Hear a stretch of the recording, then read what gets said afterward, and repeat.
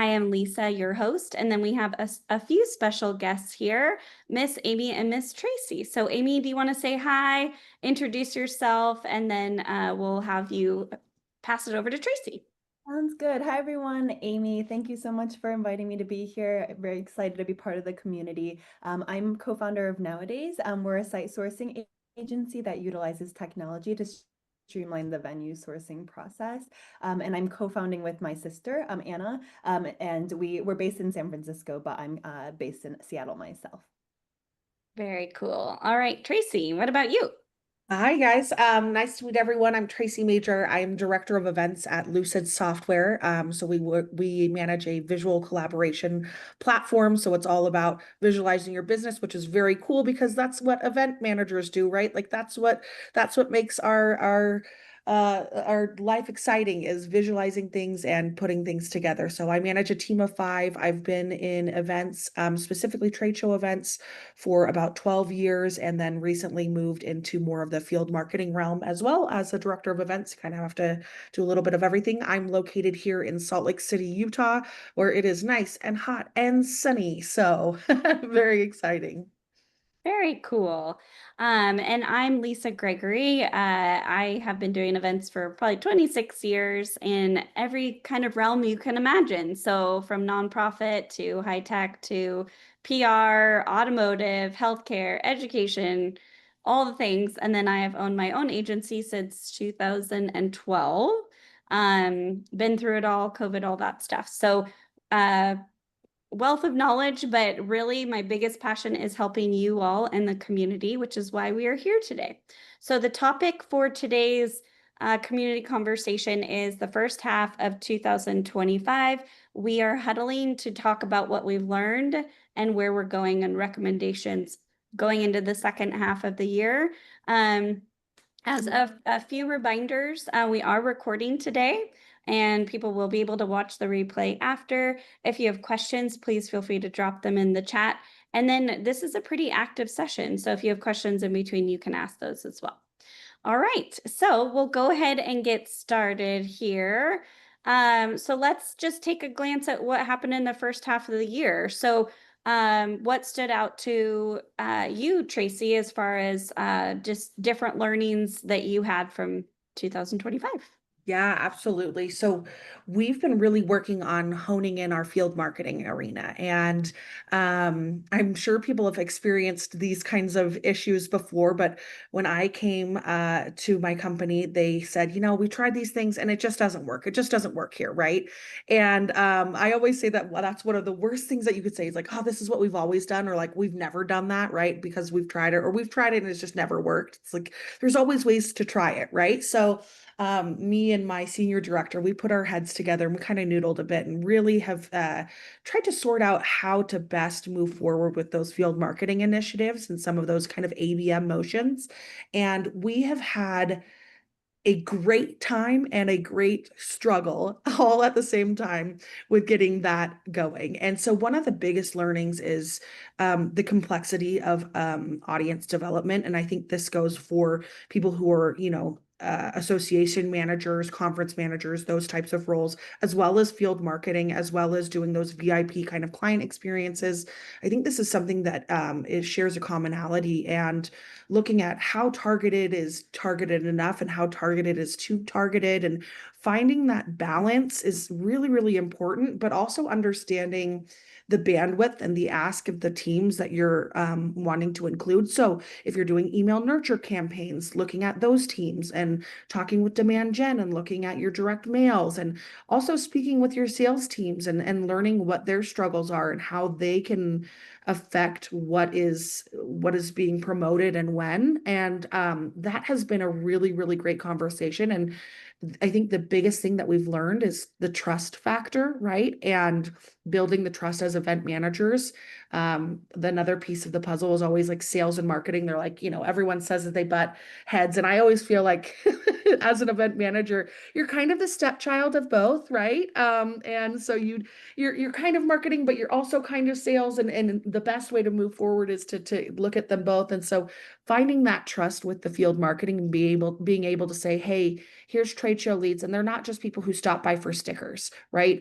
These are the conversations we had. Here's the detailed notes. I'm going to make sure that the SLAs are really important, that you're getting them as soon as possible. So building that trust, I think, has been the biggest win for us on attendee and audience development, and just general, not to use this word, but I'm going to synergy. Oh, yeah. Wow. That was great. Great answer and great start to this conversation. I really appreciate everything you said. And Miss Amy, what have you been experiencing? And do you have anything to add on to what Tracy just chatted about? Yeah, so I think for us, we've been hearing a lot about technology and AI evolving. And I think with these events that we're attending, we're seeing AI more and more in like the event summaries, in matchmaking between like really personalization of like which like sessions should you attend, and making sure that attendees are going to the right events and that they're meeting the right people, just because there's so much out there that they could do, that it's just making it a little bit more streamlined. But on the flip side, because there's so much technology and so much AI, people are becoming more remote and distributed. And so what we've been seeing is people crave that in-person interaction even more so. And so what we've seen is a rise of more internal events. So like executive retreats, like product team, go-to-market team, like these global distributed teams wanting to come together and meet all their new employees.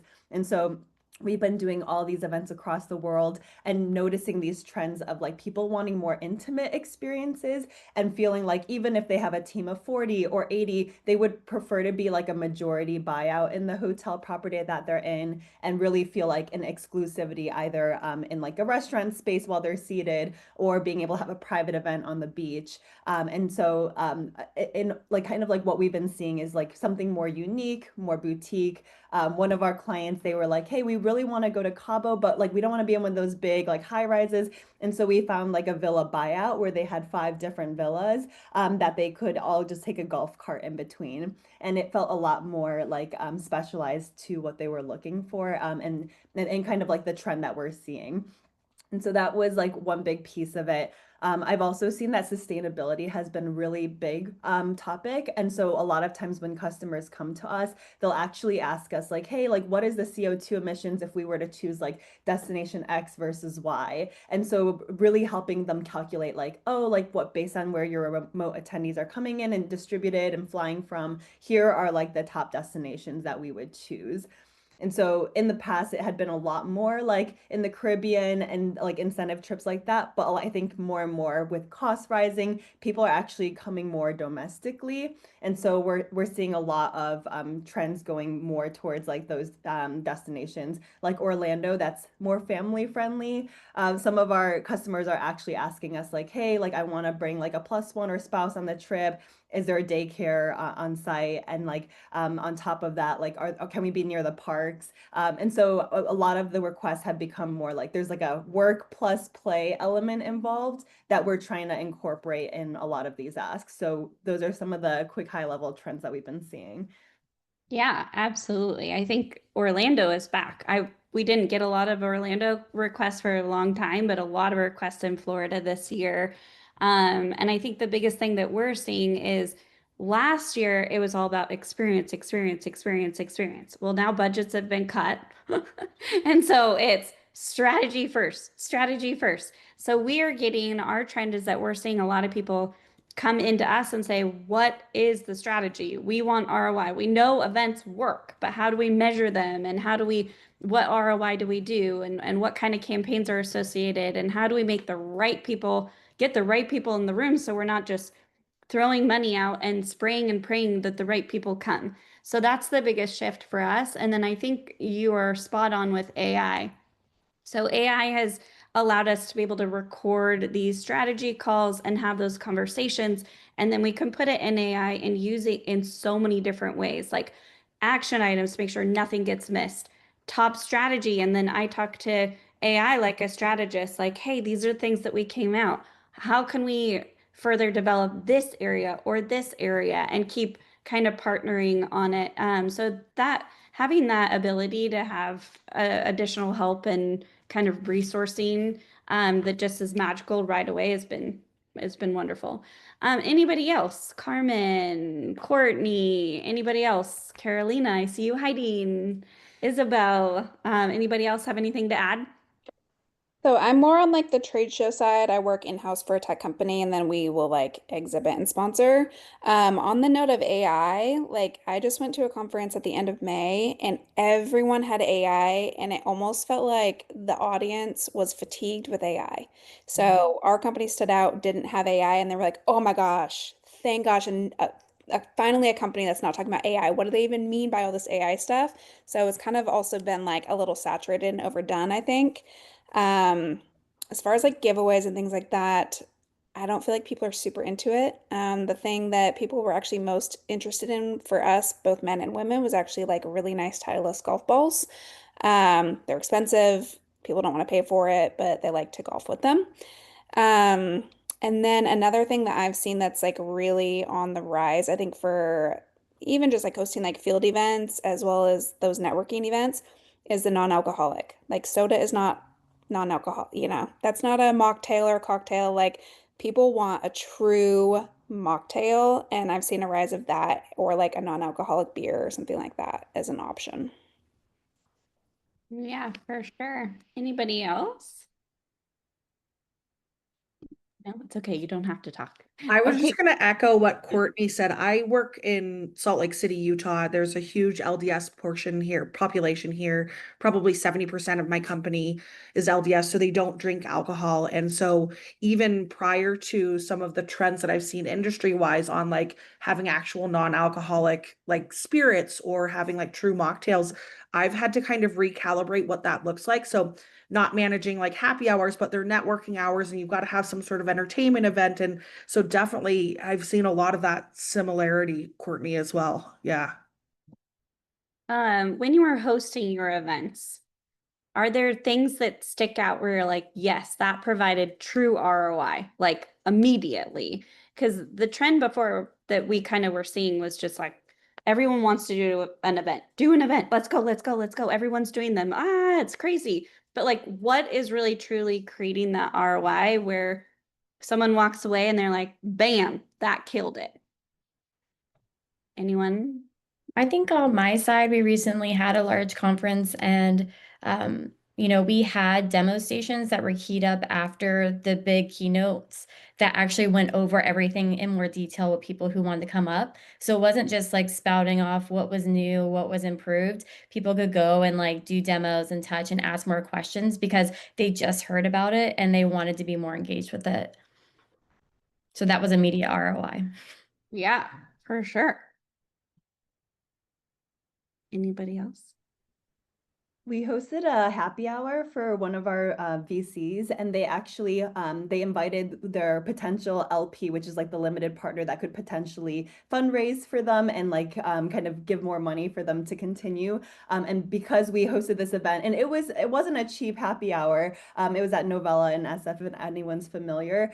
They ended up like finishing their fundraise right after the event and kind of making those connections in person because these folks were distributed normally. They've only been over Zoom calls. So really having that handshake deal kind of made and sealed it. And so they were like the immediate ROI of the event. They could see it and they were like, we're going to host this again in the future. Oh, perfect. Anybody else before I go into audience acquisition and recruitment? Oh, Isabel, hi. Yeah, I had more of a comment on what Amy was saying about fundraisers. I had done a fundraiser for in-house where we got rid of catering and we used upper management to serve as bartenders. So that became more playful and people really wanted to participate because they wanted to have the interaction. And then the leaders were encouraging their groups to come as well. I know that's not really as relevant to what you're describing, but I'm kind of thinking of ways of how that might be utilized in that type of scenario as well. Yeah, getting the team involved. So they're not just being served by random people, Right. engaging with random people, they're engaging with actual, executives or people that they would want to engage with. Yeah. And does that spur on any aha moment for anyone else? No? Okay. So audience acquisition. We can host a million events, but how do we get the right people there? Is there like some special, rabbit you're pulling out of hats? I know we have some things that we're doing, like new dashboards and really diving in and looking at the quality of the people that are attending, not just getting a registration and saying, "Yay, we got a registration. We have 30 people registered. Woohoo!" Like that, those days are gone. I want to know who is sitting in the room and how much money is attributed to those butts in the seats, not just an aha moment of, "Woo, we're hitting whatever target." So, what are you guys doing for audience acquisition and just recruiting people to come to your events? And are we seeing a different trend where people maybe aren't registering super last minute? They're registering a little bit earlier. What do you guys think? I can speak to this a little bit. This has been one of the kind of key learnings that we've had. I think the phrase that we maybe overuse a little bit on my team is there's a million different ways to get to California, right? Like you can plane it, you can train it, you can walk across the desert, right? Not recommended, but you can do it. And so with that said, there has been a large variety of field marketing events that we've done, from executive level dinners to bespoke experiences where we went to the Porsche Center in LA and we did a Porsche driving experience, right? We've done really cool events where we're going to do Michelin star dinners, where we've brought in chefs into luxury apartment complexes in New York, right? One of the key things that we've found is post COVID, when it comes to pulling people away from their families, right? Away from their desks, it has to be an experience that is unique and exciting. I love Topgolf as much as the next person, don't get me wrong, but it's just not doing it anymore. So you can have your event at Topgolf, but then what are you doing to bring it to the next level? Are you having someone there? Are you having like a micro celebrity sighting? Are you having a specific trainer or some like I said, a local celebrity that would be there that would be exciting? Part of that is helpful in the attendee demographics because you're really honing in on who would care and why, and what you're providing in your experience is actually refining your list. And so we've also found that pulling lists in like our Salesforce instance, looking at geos, not only looking at geos, but looking at specific geos. If we're in San Francisco, someone who lives downtown is not going to go to an event in South Bay. Someone who lives in Palo Alto is not going to go to something, downtown, right? And so we can't just say, well, we're going to throw an event in San Francisco because we're a tech company and there's lots of tech companies there. That doesn't work anymore. And so really refining, looking at the experience, and then looking at your specific attendee demographics. And even we've gone so far as to like utilize Gemini AI, sorry, I'm saying it. But utilizing Gemini to look at how many return to office announcements have been made in the local news, and then utilizing, okay, well, I know that Oracle has a return to office, and I know that Salesforce also has a return to office. And so now I know that they're going to be downtown because they've been asked to be downtown. So now I know when I'm targeting those core personas within those specific companies, I know they'll be downtown because I utilized Gemini to tell me the RTOs, right? So those specificities have really, really helped. But really, it's funny because the list starts with the experience and not necessarily vice versa. And that's been an interesting learning. Ooh, I love that. Anyone else? Welcome, Mike. Good to see you. All right. That's awesome. And I will go back on my point before. So it was in a registration promotions meeting, which I know you are likely in as well often. And the team was concerned about their pacing. They were just a little bit under where they were the year before. And I said, well, don't get too concerned yet, because that always aligns with your registration promotion. Maybe there's sponsors that have registered earlier, or speakers or what have you. So one thing we're trying to get everybody to do, which is just kind of like what Tracy was talking about, is really peek in farther. It's not about crossing things off the list. I got the email out, yay, this should attribute to 20 registrations. It doesn't really necessarily work that way right now. You really have to take some time and say, okay, I need this personal invite from these top 10 accounts. That's how we're going to get them there. And then in this time frame, we think that they're going to register. So it takes a little bit more time instead of the spray and the pray. Have you, or that's what I call it anyways. What about you guys? Have you experienced that as well? Yeah, I've been a lot more intentional about trying to follow up instead of just doing the email follow-ups, like trying to get a warm introduction if it's an account that we're really interested in meeting. Trying to get someone else that knows them personally to invite them, and then usually that bump will get them over the edge of like, oh yes, we'll make sure to register, and then following up with those important ones, kind of going down the list, and kind of what you're saying is not just checking off like, oh, I've done this task, but also making sure to kind of do all the follow-ups as well. Yep. And one thing we do too is we'll look at the list and say, oh, okay, great. All these people came, but is ROI really just this one person registering from that company? Or for the title, do I need 3 different titles to actually move the pipeline to get it where I want? So I've got this one, yay, but how do we get the other titles in here so we continue to push that momentum forward? Um, Katie helped draft the outline for this meetup. And one thing that she had on there was that like there's so much fatigue in events right now. There's an event for an event for an event. And how are we tackling that? I know there's the experience. Are they shorter? That's a trend that we've been seeing, is that maybe events aren't as long. We're doing more regional events, which would be another one. Like you were saying, they don't have to go downtown San Francisco. They're going to maybe, San Jose or Santa Clara. That's a little bit closer. Is there any other trends that you are seeing that we should be moving into the second half of the year?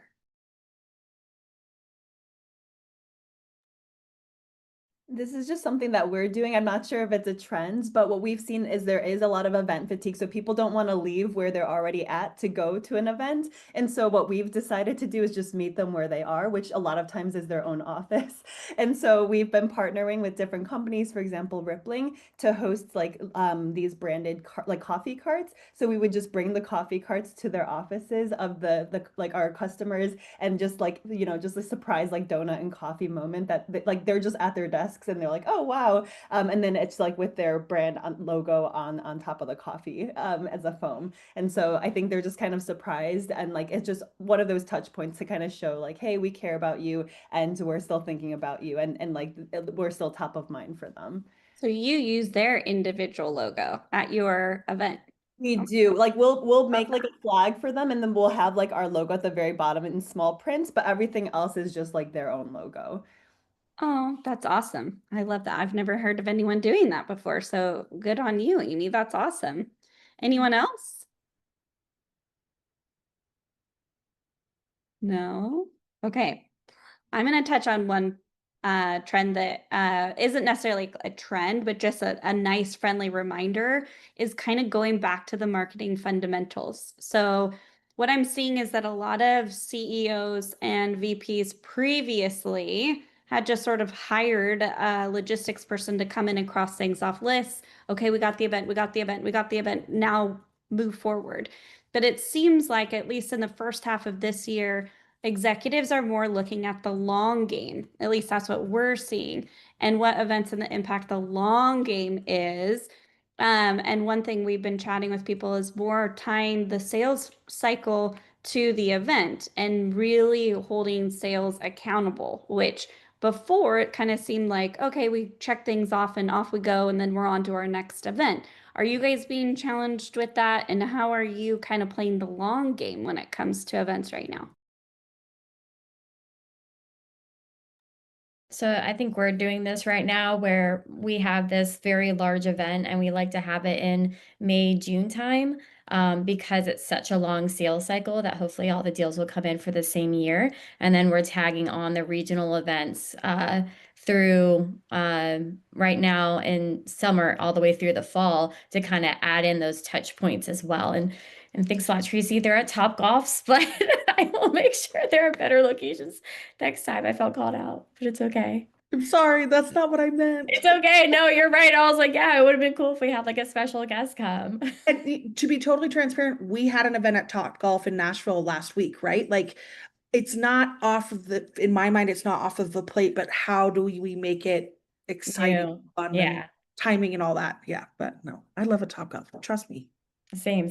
But yeah, it kind of helps that sales motion and gives them something to do through the year after the event and making sure that they're going after those opportunities and touching them again, along with the people that couldn't travel, like you just said, that, budgets are getting slashed. So we're bringing the event to them. Yeah, for sure. Um, let's talk about hot locations, y'all. I know we talked a little bit about Orlando and just like kind of Florida coming back. Um, what are you seeing as your hot city locations in the first half of this year compared to other years? I'm really seeing a lot of Seattle and Austin. Austin's a little harder during these months, of course, little brutal, but also can be part of the experience where like maybe you're doing like a elevated snow cones and ice cream bar or something like that, right? But Seattle, I think, is really, really getting hot. Portland as well, but Seattle more so just because I'm in the tech area. We've got a lot of tech there. There's a lot of great restaurants, a lot of great food, a lot of great breweries, a lot of great event spaces, and Seattleites focus a lot on community in general. So they've set up the spaces within the city to do the same. And so I think Seattle for me is the hot pick. Wow, I wasn't expecting someone to say that, but that's cool. That makes me very happy as a West Coaster. Carmen? Well, my household, there's two event people here. My husband has done the majority, I would say, the first half of the year in Vegas. It used to be somewhere he worked a lot before, sort of went away, and now he practically lives there. I've also been doing a lot like on the West Coast, Southern California, different like CEO retreats and things like that, like in sort of high-end resorts in Southern California.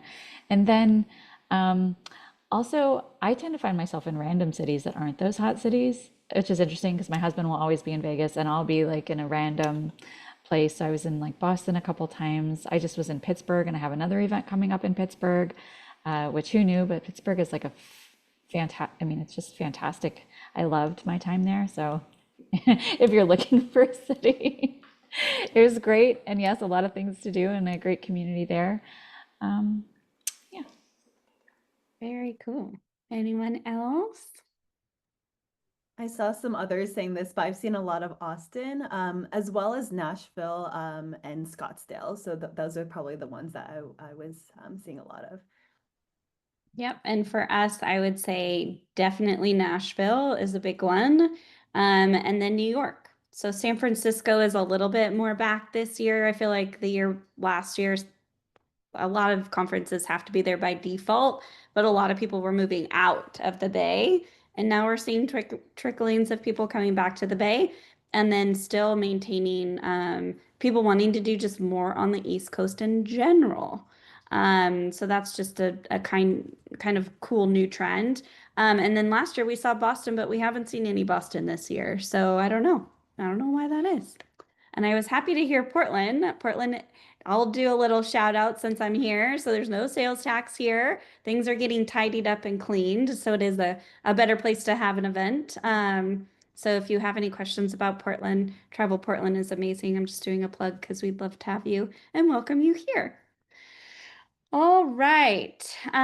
We just had Carolyn join us, so welcome, Carolyn. And then I don't know if I've said hi to Crystal yet, but hi, Crystal. This is just a community conversation, so you can chime in anytime you would like. Now we're going to go through what if there's one or two things that have just really surprised you about this year.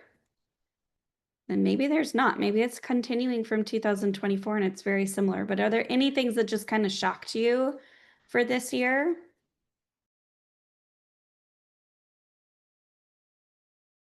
I wish I had some music and like thinking music to put on. I think one of the things that have shocked me with trade show conferences, when you're doing a trade show conference participation on that end, is how packed agendas are becoming. We, I think, have lost the plot a little bit when it comes to conference management on what needs to happen and when. There was, because of COVID and everyone, God knows we tried to do the virtual versions of the conferences, and we tried to replicate what happens on the expo floor. And I saw some really creative things, and I tried some creative things, but you just can't duplicate like running into someone in the hall, right? Just like you can't duplicate a true water cooler conversation.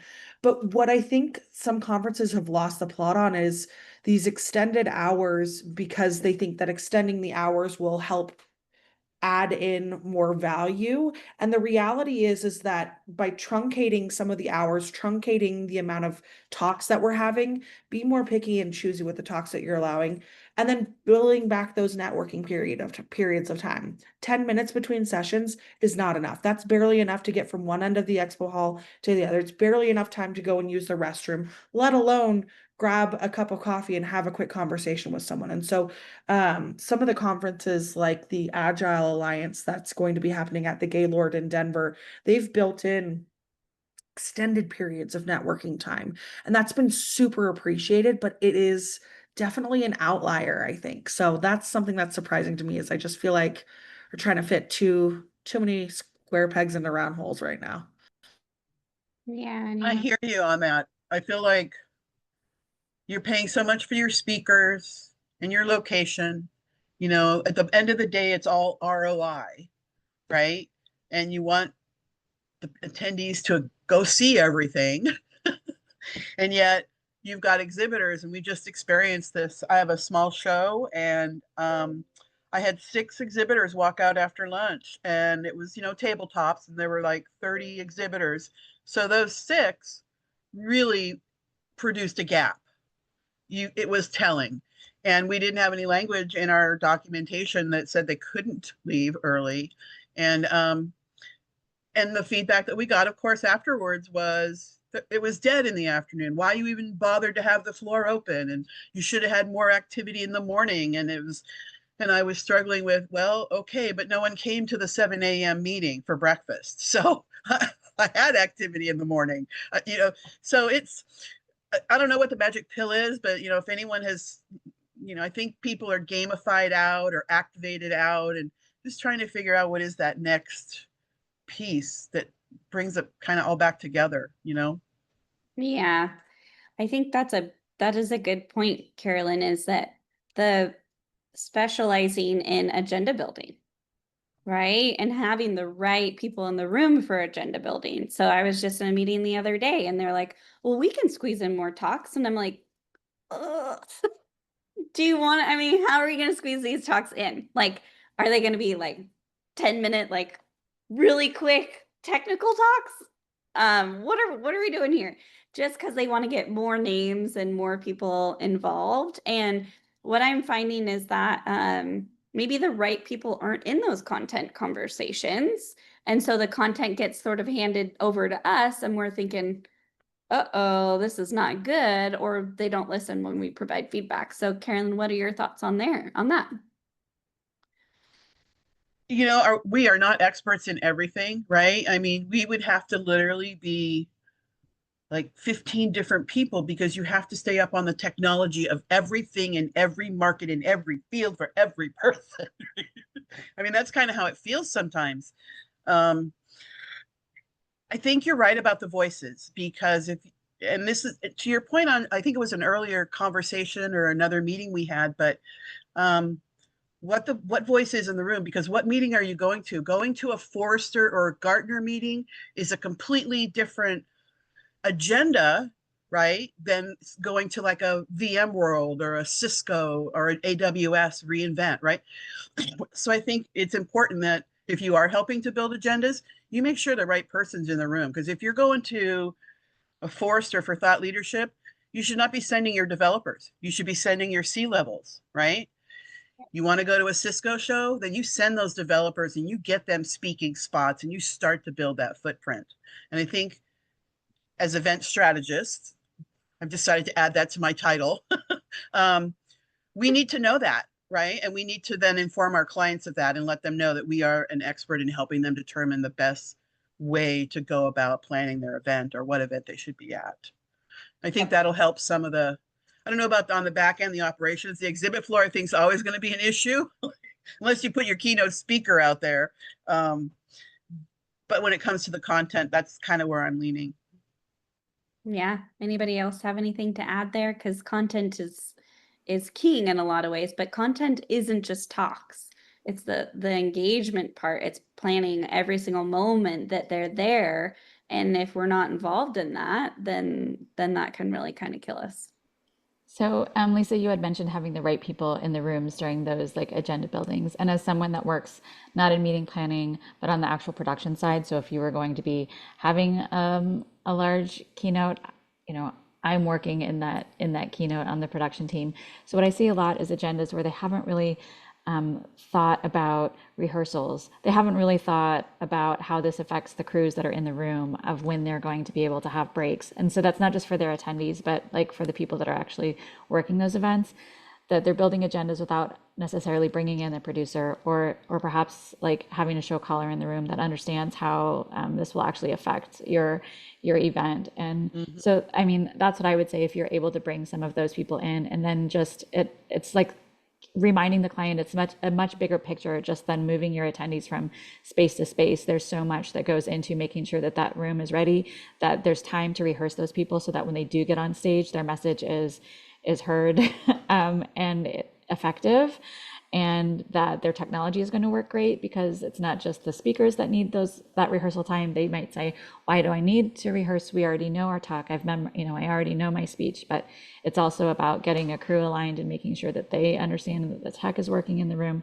And so all of those things. I just came off of an event where the agenda was changing on the daily. It was being handed to me in the morning, and I'm trying to manage that whole schedule for a union crew, for our tech crew, for the Teamsters in the room. Like if you happen to be in a union venue, through the meeting planners as well and the attendees. And when that's not set and they keep changing, or I'm like, hey, you don't even have a time, you don't have a break for a meal for the crew to escape during the day. Like it's just not being thought of as they're building those. So I think keeping all that in mind too is really important. Yeah, I agree. And it's okay if you don't know everything, right? That's okay. That's part of the reason why I started the Event Professionals Network, because someone in that Slack knows it and can help you. So be sure you're in the Event Professional Slack and you're asking for help. Usually someone will like jump on a quick call with you, or if they won't and you're just like, Lisa, help. I'm sure I can find someone to help you that can jump on. But that's what the community is there for. It sounds like maybe at some point it might not be a bad idea to host like a little how do you create an amazing agenda workshop, right? You bring your event and then we kind of hack on things to like help people build it. Just like you guys were saying, they have to eat, your crew has to eat, your team has to, there's so many different things. Like Tracy, I know you were talking about like not planning events that your team can't actually execute because you don't have the team to do it. There's so many different details, but the people setting those initiatives at the top just need a little bit of early conversations on setting the strategies and expectations. Like I was just on a call earlier and we have to be out of the space by 3 p.m. and the team was planning content until 5 and we're like, we don't have the space till 5. You gotta get out. So they're like, oh, okay. We didn't realize that. Usually we can just kind of do whatever. And we're like, nope. So let's talk about a little bit about how the Event Professionals Network and this community can really support you moving forward. So we've got a lot of specialists on this particular call, and we've got over 800 specialists in that Slack. We as a team are trying to just support you in the best way we can. It's all nonprofit. We all donate our time to do this. But are there any ways that we can help prepare you for the fall? Any topics or conversations where you're like, Lisa, I'm really struggling with this. Like I know audience acquisition is always a big one. Is there anything else that you guys need help with?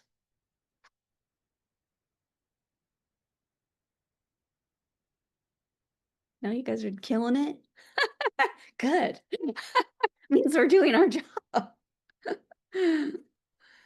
Well, I don't know if it's something that I need help with, but I just wanted to say, Lisa, that I was on a call earlier in the year and you were talking, I'm not sure if you were talking about networking or marketing or just how people's businesses were going. And you were discussing about reaching out to like 5 people a week and making sure. And even though you were talking about it in a much different capacity with your business, it's really helped me in my own business as well. And so I just wanted to let you know that that's why I jumped on today. Like even if it's not something that's directly related to what I'm doing, I've found value in these conversations that you're having. So thank you. No, Carmen, that's lovely. And I will tell all of y'all that same tip so that you guys know exactly what she's talking about. This could relate to looking for a job, even if you have a job. This could relate to vendors. It could be relating to growing your team.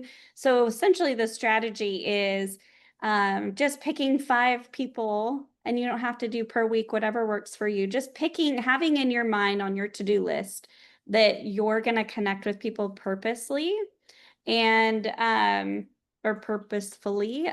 So basically, like say I just picked Melissa, Carolyn, and Isabel, and I just said, hey, I want to meet with these people, even for 15 minutes to say hello, how are you? Where are you in your journey? How can I help you? You know, all those types of things.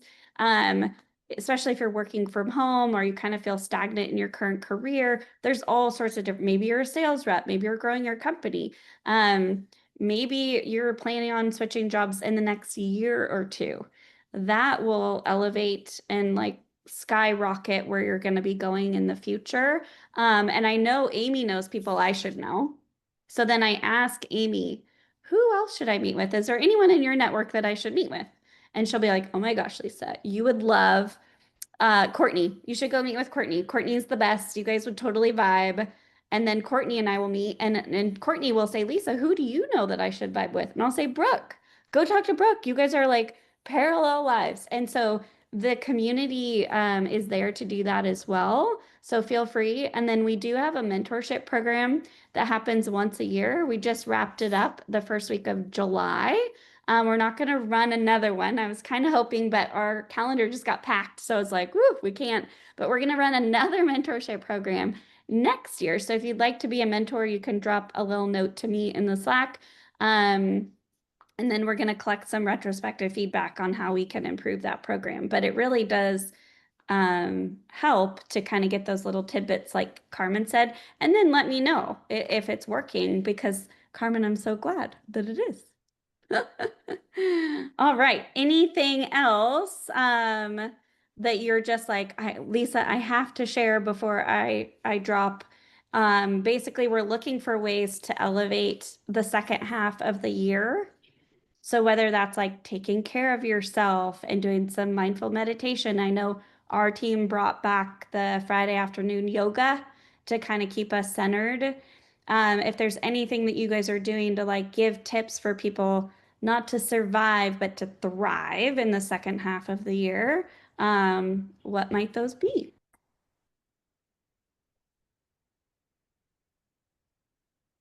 Well, I have an announcement to make. Has anyone ever heard of Mel Robbins and the theory Let Them? Yes. Yeah. So I just recently became familiar with that, and I've made some major choices in my life, and one of them is I gave my notice, and I'm leaving my job on the 31st of this month. And I actually have a couple of really exciting opportunities in front of me. One of them is it's been a lifelong dream to be a storyteller.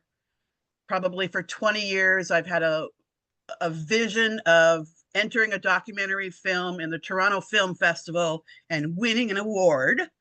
So I'm putting that into practice. I have a family member who has a really interesting life. She's very public with her work. And so we're going to tell her story. And I'm working with a documentary filmmaker I met at an event that I was planning and working on. And we're kicking off the project this week. So, and I need time to do that. So I can't have a full-time job and do that. So I'm going to be working part-time on some stuff and working on this documentary project.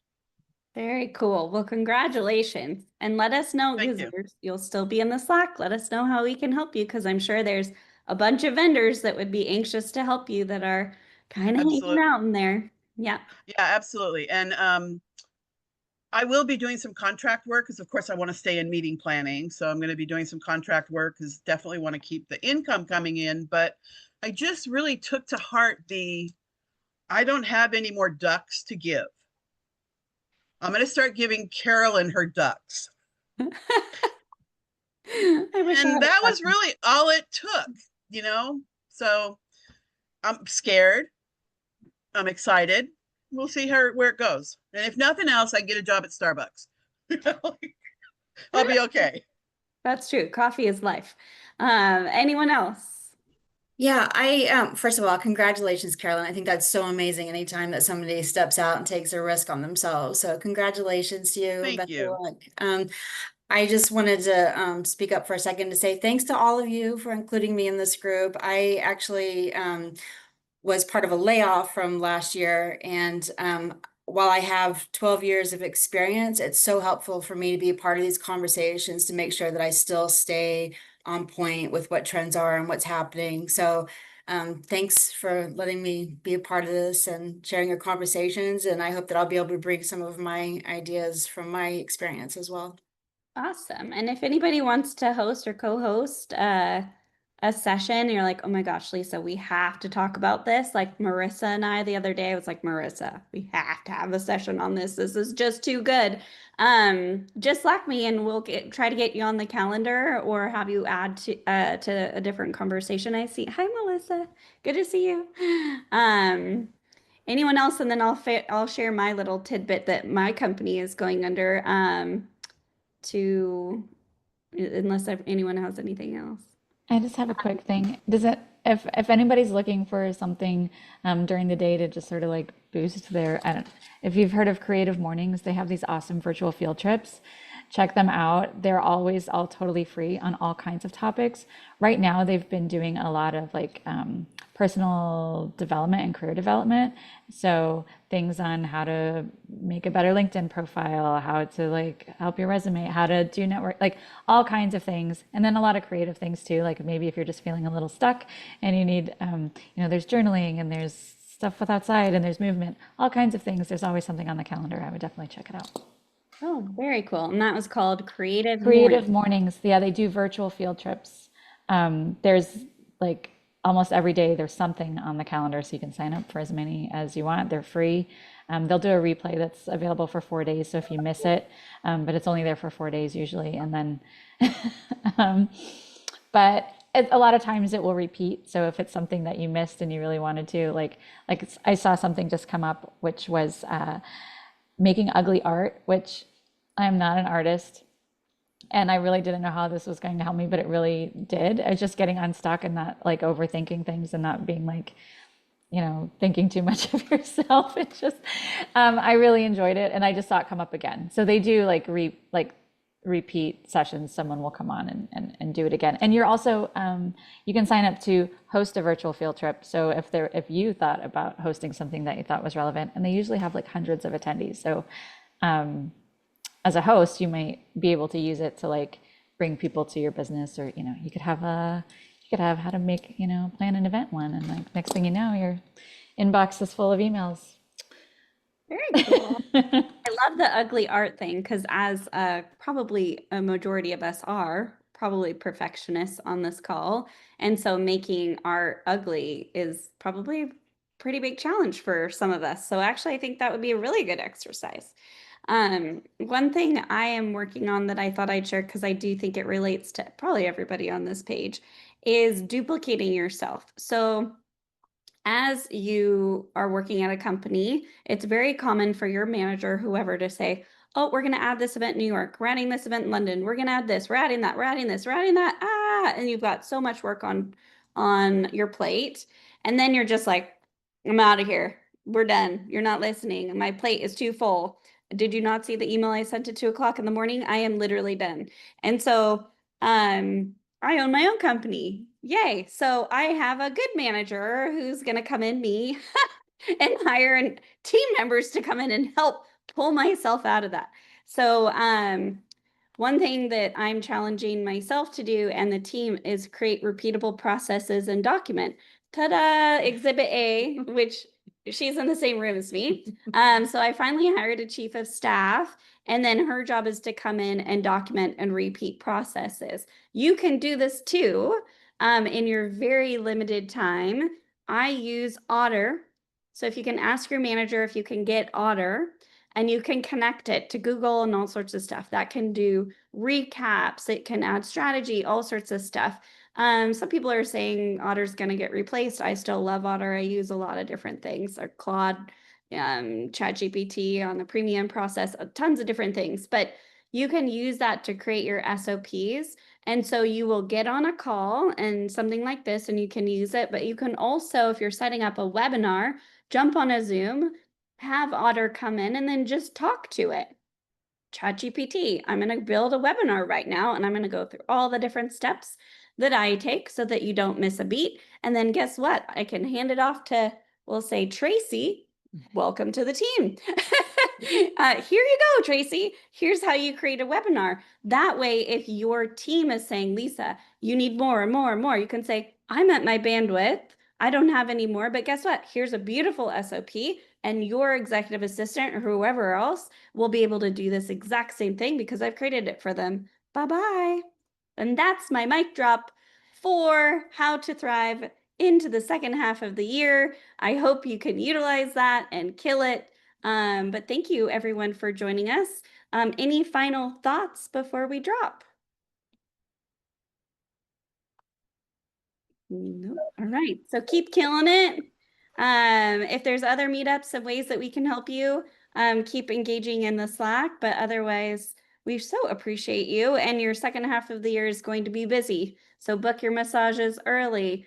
Get a really cute water bottle. Get a journal. Whatever you got to do to take care of yourself. I am a professional event planner, but I also like to consider myself a professional relaxer.